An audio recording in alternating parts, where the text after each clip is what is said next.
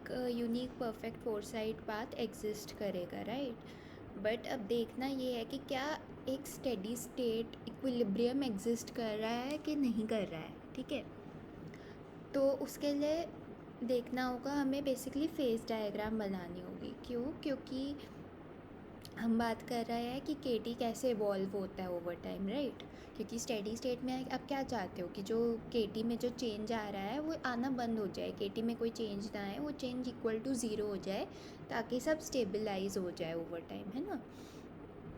अब मैंने बात की थी कि ये वाला जो फंक्शन है ये बता रहा है कि केटी में कैसे चेंज आ रहा है। ये बेसिकली आपकी सेविंग्स को डिनोट करता है। एग्जैक्टली सेविंग्स नहीं, this is savings upon 1+n, ठीक है। जैसे अगर मैं तुम्हें 1 मिनट दिखाऊं तो यहाँ ये था, एंड ये जो चीज़ थी ये थी सेविंग्स, और सेविंग्स अपॉन 1+n करके हमें ये मिला था, राइट। तो दिस इज़ एसेंशियली एक तरीके से सेविंग्स ही है ना।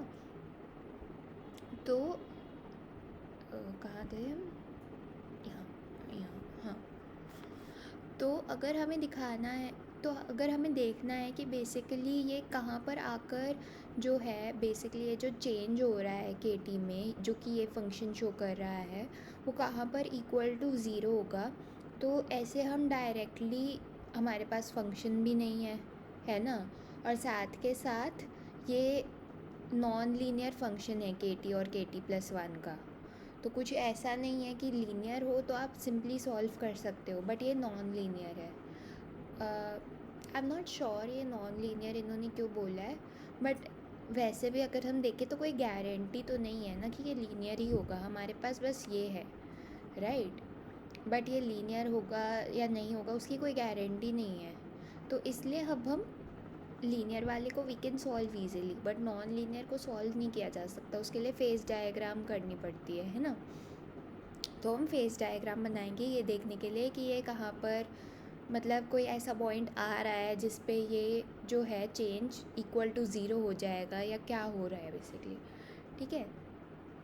तो फेस डायग्राम बनाने के लिए हम क्या करते हैं, हमें पता है कि फेस डायग्राम में क्या होता है, आपका जो KT है वो x एक्सिस पे रहता है, KT+1 y एक्सिस पे रहता है, और आप KT+1 को as a function of KT plot करते हो बेसिकली, ठीक है।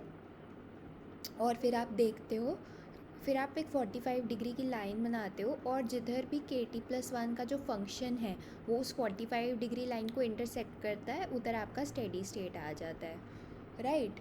तो उधर आपका स्टेडी स्टेट क्यों आता है? क्योंकि वो 45 डिग्री लाइन शो करती है KT is equal to KT+1।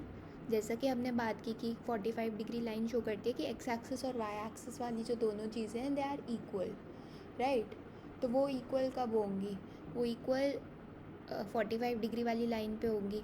और अगर KT और KT+1 जो कि KT x एक्सिस पे है, KT+1 y एक्सिस पे है, तो ये दोनों इक्वल होंगे, तो दैट मीन्स कि बेसिकली KT में कोई चेंज नहीं आ रहा है, राइट। टाइम चेंज हो गया, T से आप T+1 पे चले गए, बट K जो है वो सेम ही है, that is what we are trying to say.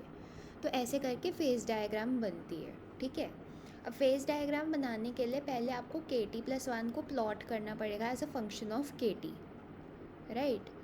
तो वो करने के लिए what we need to do is कि बेसिकली कोई भी फंक्शन जब हम प्लॉट करते हैं तो कैसे करते हैं, पहले उस फंक्शन की स्लोप पता करते हैं कि भाई ये अपवर्ड स्लोपिंग है या ये ऐसे डाउनवर्ड की तरफ जाएगा, और उसकी कॉन्केविटी कॉन्वेक्सिटी देखते हैं। उतने से हमारा काम चल जाता है कि ये फंक्शन कैसे प्लॉट होगा, राइट। तो उसको करने के लिए हमने क्या किया कि हमने निकाला dkt+1/dkt। ये कैसे निकालें अब? तो ये निकालने के लिए हमने क्या किया, इसके मैं स्टेप्स 1 मिनट दिखाती हूँ, ठीक है।